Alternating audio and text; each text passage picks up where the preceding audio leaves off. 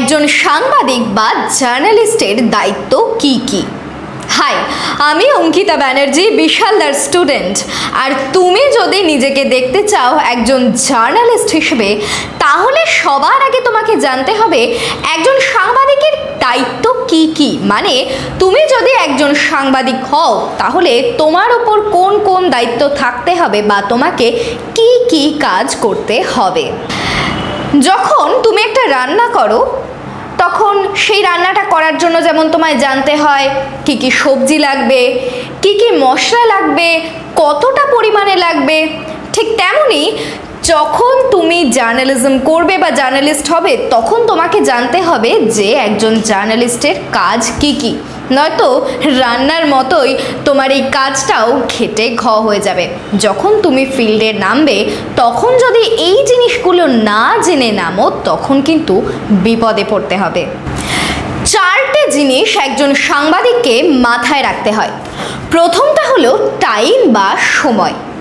এই পৃথিবীতে সব থেকে পচনশীল জিনিস কি জানো? মানে কোন জিনিসটা সব থেকে তাড়াতাড়ি পচে যায় বা নষ্ট হয়ে যায়?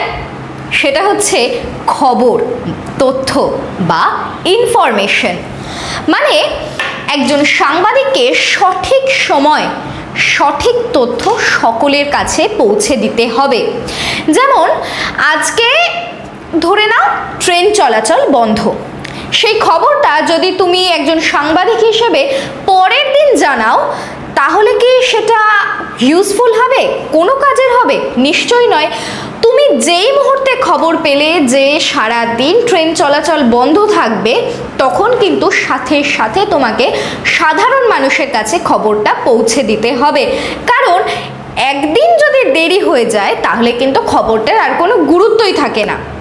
ফলে সাংবাদিকদের প্রধান কাজ হলো সঠিক তথ্য সঠিক সময়ে জনসাধারণের কাছে পৌঁছে দেওয়া। সেকেন্ড বিষয় কি? সেকেন্ড বিষয়টা আমার প্রথম বিষয়ের মধ্যেই তোমরা শুনতে পেয়েছো শব্দটা, সেটা হচ্ছে সঠিক তথ্য। মানে এখনকার যুগে ফেক নিউজের প্রচণ্ড বাড়াবাড়ি। মানে ফেসবুক খুললে কিন্তু আমরা প্রচুর ডিজিটাল পোর্টালগুলোতে প্রচুর ফেক নিউজ দেখতে পাই।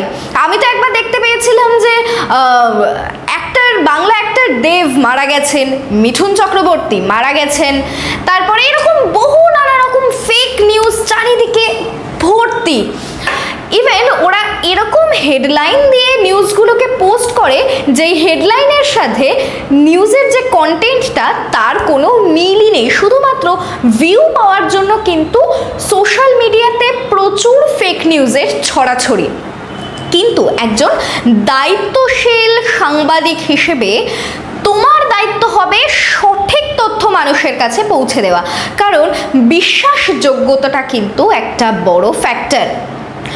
কখনো দেখবে না যে আনন্দবাজার পত্রিকা কিংবা বর্তমান পত্রিকা এরকম বা টাইমস অফ ইন্ডিয়া এরকম নাম করা পত্রিকাতে ছাপা খবরগুলো নিয়ে মানুষ কোনো সন্দেহ প্রকাশ করছে। কেন?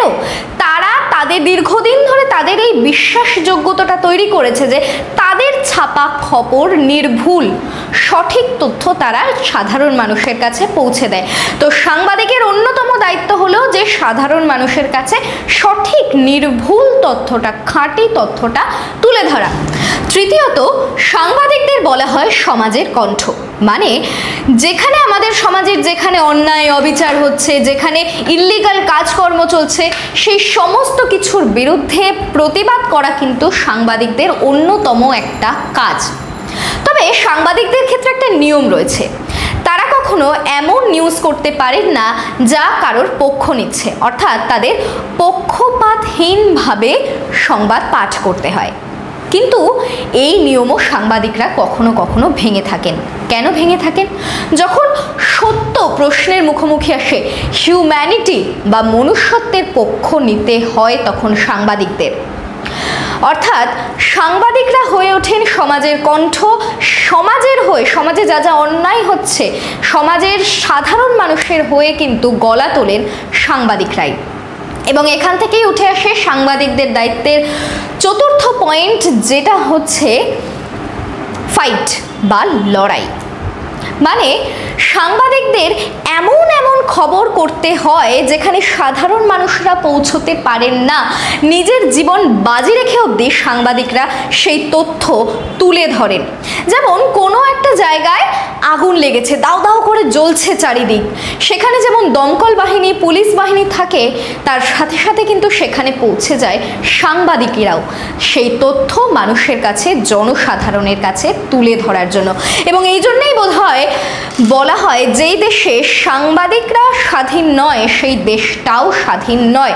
কারণ আমাদের মতো গণতান্ত্রিক একটা দেশে সাংবাদিকের স্বাধীনতা খুব গুরুত্বপূর্ণ। যদি সাংবাদিকরা কি বলবেন, কতটা বলবেন, সেটা যদি মেপে দেওয়া হয়, তাহলে কিন্তু মনুষ্যত্ব সমাজ প্রশ্নের মুখোমুখি, ধ্বংসের মুখোমুখি আসতে পারে। এবং এই গুরু দায়িত্বের জন্য কিন্তু সাংবাদিকতাকে বলা হয় গণতন্ত্রের চতুর্থ স্তম্ভ। ফলে একজন জার্নালিস্ট হতে গেলে এই দায়িত্বগুলো কাঁধে তুলে নেওয়ার মানসিকতা নিয়ে তবেই এগোনো উচিত।